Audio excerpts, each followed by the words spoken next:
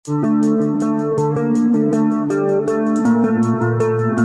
Assalamualaikum, salam sejahtera, salam ganas untuk semua. Welcome back to my channel. Jadi, dalam video kali ni aku nak sembang pasal dua benda yang berbeza, iaitu yang pertama aku nak buat reaksi sikit lah mengenai game France lawan Jerman. France menang 1-0 hasil unggul daripada Mats Hummels. And then yang keduanya aku nak sembang pasal position yang perlu Arsenal utamakan untuk upgrade lah untuk musim panas kali ni lah, sebelum start musim depan kan. Jadi tanpa buang masa, kita nak cakap pasal game France lawan Jerman. Jadi kepada siapa yang tak tengok game tu, mesti dia akan cakap, alah, France menang unggul kan, hasil unggul, lepas tu game ni close contact lah orang cakap kan, masing-masing berbalas serangan. Tapi tak, aku secara jujurnya sebagai seorang penyokong Jerman, aku cakap France memang pegang game ni kau-kau lah. Lepas tu ada beberapa elemen yang menyebabkan France memang pegang game ni lah. Senang cerita, yang pertama aku boleh cakap Jerman dia punya midfield kena overrun. Formation 3-4-3 yang digunakan oleh Joachim Löw tak menjadi. Lepas tu kalau kau tengok midfield gandingan dekat bahagian midfield Jerman tu, iaitu Kroos dan juga Gundogan. Lepas tu Kimmich main sebagai right wing back dan juga Robin Gosens yang bagi aku adalah best player untuk Jerman dalam game tu, main sebagai left wing back. Lepas tu kalau kau tengok Gundogan dengan Kroos, dari segi attacking kau boleh nampak yang dua-dua boleh membuat terupas lah, boleh membuat killer pass masing-masing. Lepas tu Gundogan ada scoring record yang cantik untuk City musim lepas kan. Tapi masalahnya datang bila tim Jerman kena attack. Bagi aku bila France pegang bola, tim Jerman ni dia orang punya midfield memang senang gila kena overrun. Sebab tu kalau kau tengok dalam game ni,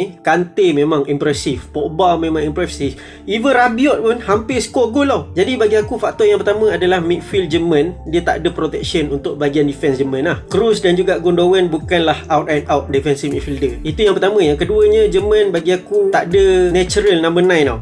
Maksud aku cakap natural number 9 ni, kalau kau tengok front 3, Gnabry, Müller dan juga Havertz, bagi aku the best finisher antara tiga orang ni adalah Thomas Müller. Tapi even Thomas Müller pun, kalau kau nak cakap dia punya finishing dia gempak pun, bagi aku memang okey lah, so-so lah. Aku bercakap mengenai finisher yang jenis macam Robert Lewandowski tau, yang old school punya number 9 tau. So Jerman tak ada old school number 9 ni sejak pada Miroslav Klose bersara daripada tim Jerman ni. Sebab banyak gila peluang yang Jerman create, lepas tu bola bila sampai ke final third tak ada orang finish. Itu yang kedua. Dan yang ketiga, Kylian Mbappe.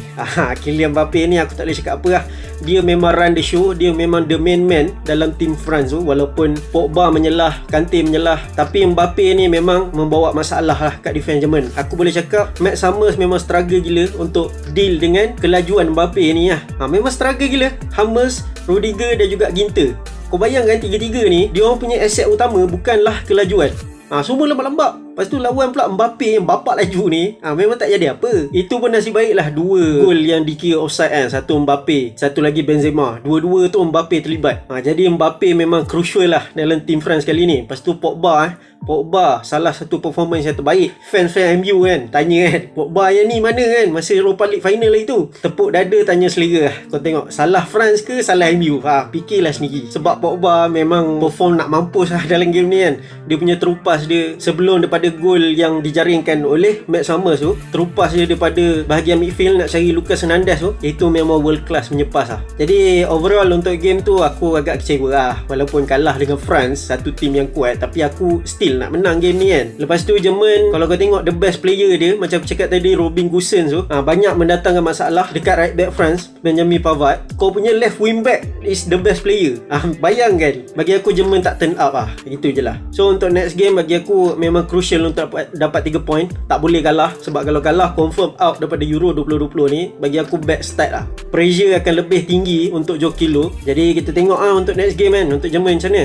Dan untuk Arsenal, ini topik yang kedua untuk video kali ni. Aku nak cakap mengenai position yang bagi aku paling penting lah untuk kita upgrade. Position yang pertama iaitu striker. Bagi aku memang kena upgrade. Bagi aku Lacazette dan juga Aubameyang. Aubameyang bagi aku boleh stay lagi, tapi Lacazette bagi aku sejak daripada Arsenal beli pada tahun 2017, dia tak pernah lepas pun 20 gol semusim tu. Bagi aku dia ada satu musim yang bagus, musim lepas, lepas tu 2 musim lepas. Tapi untuk sesebuah kelab yang nak kejar ke kelayakan Champions League, lepas tu nak menang Liga apa semua, standard Lacazette tu dari segi statistik dia bagi aku memang tak cukup bagus. Kita kena jujur lah dengan diri sendiri kan. Walaupun dia agak perform dalam tim Arsenal, tapi bagi aku untuk kaliber pemain yang dah stay dekat Arsenal dah dekat 4-5 season tapi tak capai lagi 20 gol musim tu adalah satu rekod yang solid tapi tak cukup bagus. Macam tu lah. Tapi bagi aku Lacazette untuk musim panas ni aku jual dia, dan aku nak Arsenal upgrade, cari seorang striker yang boleh menjaringkan gol secara konsisten lah. Bukan harap kat Aubameyang je, tak payahlah harap Aubameyang je kan. Lepas tu position yang kedua bagi aku yang paling penting untuk kita upgrade adalah bahagian center midfield. Sekarang ni banyak berita yang mengenai Xhaka nak pergi Roma, lepas tu dah deal, dah 2 kali bid, Roma bid, lepas tu Arsenal reject. Tapi aku still expect Xhaka akan pergi ke Roma. Dan bila Xhaka belah, kita perlukan pengganti lah. Lepas tu bagi aku pengganti memang tak ada orang lain lah, memang invest Bissouma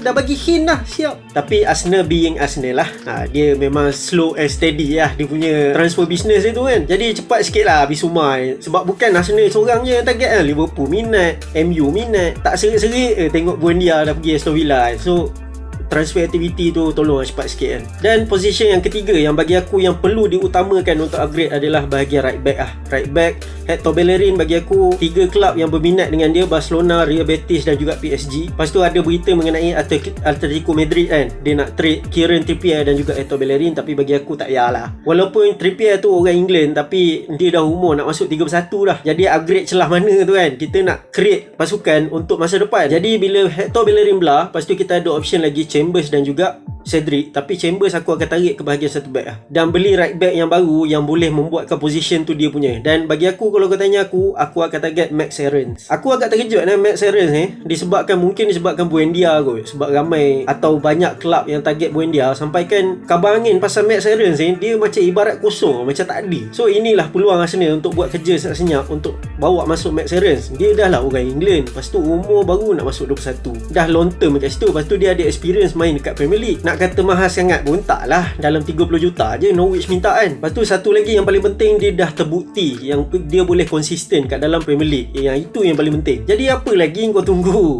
Max Aarons dah ada depan mata lah. So masuk bid, nego dengan Norwich, dapat Max Aarons, settle. Lepas tu ada lagi position-position yang boleh dikatakan perlu diutamakan. Sebab centre back sekarang ni Arsenal banyak dikaitkan dengan Ben White, centre back daripada Brighton tu. Tapi bagi aku untuk 50 juta agak mahal. Bagi aku 40 juta pun cukup lah. Tapi ramai yang pertikaikan kalau Ben White masuk ke Arsenal, apa jadi dengan Saliba kan. Bagi aku Saliba akan dapat peluang. Holding dia punya position dia kat Arsenal dalam bahaya lah. Sebab kita kena perasan kita kena sedar yang kehilangan David Luiz ni bukan setakat seorang player yang selalu buat silap dalam game Dia punya kehadiran dalam tim Arsenal tu sendiri sebenarnya sangat besar.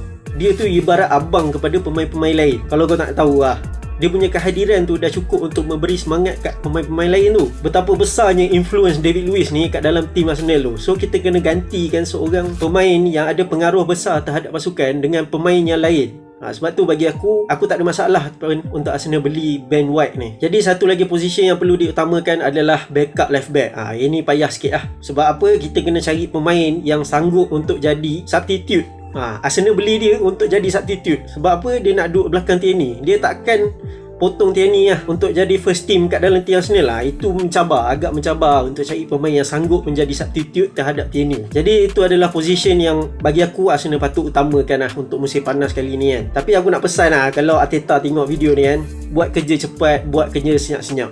Tahu-tahu tiba-tiba bangun tidur, fan Arsenal tengok player dah pegang baju kan. Itu yang kita nak kan. Aku rasa video aku sampai sini je. Aku harap video ni agak simple, tapi aku harap korang enjoy yang mana yang tengok kan. So aku rasa video aku sampai sini. Dan kepada siapa yang belum subscribe, aku boleh subscribe. Dan jangan lupa tekan butang channel sebelah butang subscribe tu supaya kau tak miss video aku lagi. Dan akhir kata dari aku Zul sign out. Di Manshaf.